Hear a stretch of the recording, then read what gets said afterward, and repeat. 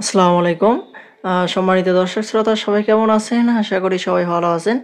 ২৬শে এপ্রিল ২০২৫ প্রকাশিত একটি রিপোর্টে সরকারি কর্মচারীরা ৫০% মর্গ ভাতার জন্য দাবি জানিয়েছে এবং ৫ দফা দাবি পেশ করেছে। এখানে ৫ দফা দাবিগুলো কি বলেছে আপনাদের মাঝে জানিয়ে দেওয়ার চেষ্টা করব। আশা করি ভিডিওটি মনোযোগ সহকারে শেষ পর্যন্ত দেখার চেষ্টা করবেন। আর আমাদের চ্যানেলটিতে নতুন হয়ে থাকলে অবশ্যই চ্যানেলটি সাবস্ক্রাইব করে পাশে থাকা বেল আইকনটি অন করে রাখবেন। এই ৫ দফা দাবিগুলো হচ্ছে ১ নম্বরে অবিলম্বে ৭৫% মর্গ ভাতা প্রদান করতে হবে।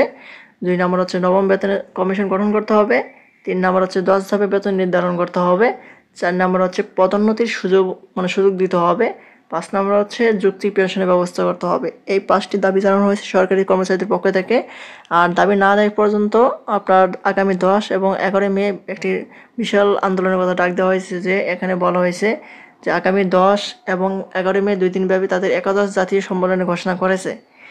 এই হচ্ছে মহার্ঘ ভাতার সর্বশেষ আপডেট। পরবর্তীতে নতুন কোনো আপডেট নোটিশ আসা মাত্রই আমাদের চ্যানেলটিতে পেতে অবশ্যই চ্যানেলটি সাবস্ক্রাইব করে রাখবেন। আজকের মতো এই পর্যন্ত সবাই ভালো থাকবেন, সুস্থ থাকবেন। ধন্যবাদ সবাইকে। আসসালামু আলাইকুম।